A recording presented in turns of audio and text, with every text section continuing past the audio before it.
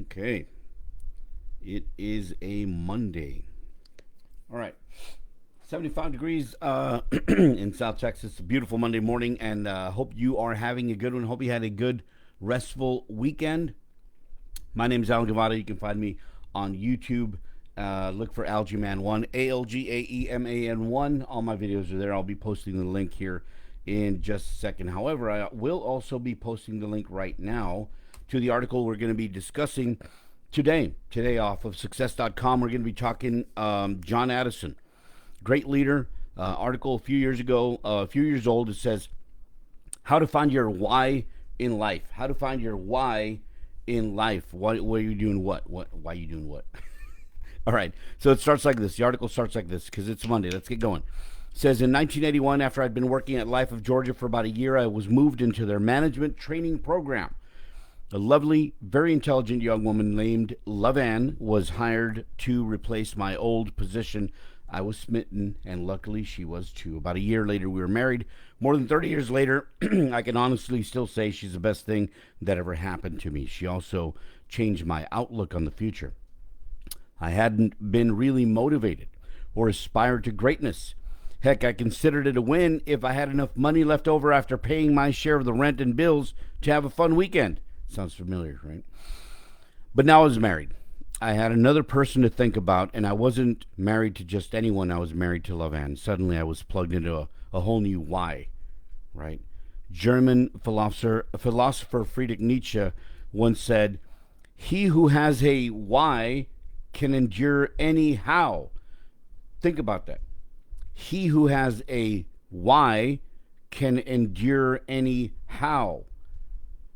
Your why is the thing that motivates you to get up every morning and work a little harder to get a little better. It's the thing that pushes you even on the days when all you want to do is pull the covers over your head and hide from the world. Your why may change throughout your life as you get married, have a family, have to care for aging parents, etc. But the questions you have to ask yourself in order to stay focused on it, your why, and overcome all the obstacles you will inevitably face remain largely the same. So the questions you have to ask yourself regarding your why remain relatively largely the same. So here we go. The questions on finding your why. First one, what is my definition of success? That's what you have to ask yourself. That's the first one. What is my definition of success? Your definition is yours, no one else's. So you don't need anyone's approval, and you don't have to alter it to fit into some little acceptable box. But you do have to know what your definition of success is, or you won't know what your end goal is or why you're working for it. So you need to know your definition of success, or you won't know where that end goal is and or why you're working for it. If you define success as being able to pay the mortgage and keep the lights on, and that's what motivates you, there's nothing wrong with that. If that's your definition of success, once you come up with your definition, dig a little deeper and ask yourself why that is your definition of success. Are there limiting thoughts in your head that have been placed there, that have been formed there because of your life experiences, your upbringing, your circumstance? Why is that your definition of success? The deeper you dig, the clearer your why becomes, and the more motivated you will become to reach it. So the why that you discover when you ask yourself, what is my definition of success, may not be your ultimate why. And it's almost guaranteed it won't be your ultimate why, because you need to dig deeper to realize, wait a minute, that's very superficial. That's too little. My why, that my definition of success is too little. I want more, right? And ultimately, that's what we want to do. Get past that, get to the point where we realize what our actual why is. Second question, to kind of build on this first one. What am I passionate about? Skill and passion are often confused for one another, but they aren't at all interchangeable, the article says. You can be really good at what you're doing and not only be passionate about it, but also totally loathe it, hate it. So ask yourself if you're passionate about what you're doing, and if not, what are you passionate about? What excites you? What gets you going and motivates you to keep going? Find your why and then pursue it with gusto. And here's the thing, and I'm fairly certain you'll find many people who will tell you this, it's scary. Sometimes when you find your passion, you find your why, and you have to go after it with gusto, it's a little scary. Because comfort is the enemy of growth, right? You will find more personal and professional fulfillment at the place where natural talent and skill meets your personal passion. That is a place where you will find your motivation, and you'll be able to maintain it for a long haul. And that's the key. Finding motivation and being able to maintain it for the long haul. Short bursts of motivation are okay.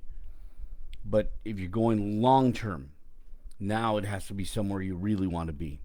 Third question, and the article is John Addison's How to Find Your Why in Life. If money were no object, what would you do?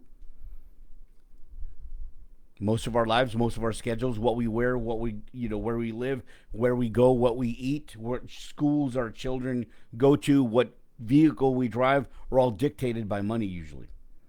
If money were no object, what would I do? To some degree, money is a driver for all of us. Maybe it's not the main driver, but it totally is one. So look at the job you're doing every day and ask yourself if you'd still be doing it if money was no object. Or are you only doing it because that's what I need to do right now? What would you do? Be realistic. Odds are you're not going to be a professional athlete or a runway model or a music superstar. But really think about what your dream circumstance would be. If it's not, you're in a job when what you need to be in is a career, right? You're just doing a job. You need to be in a career you love and look forward to giving your all so that you can be your best. So, how are you going to work toward that? How are you going to change your current circumstances or use them as a jumping point to reach that end goal? It may not be something you can do overnight, but it can be the why that gets you up in the morning and motivates you to give your all now so that you can have the future you dream of. Is what you have now the future you dream of?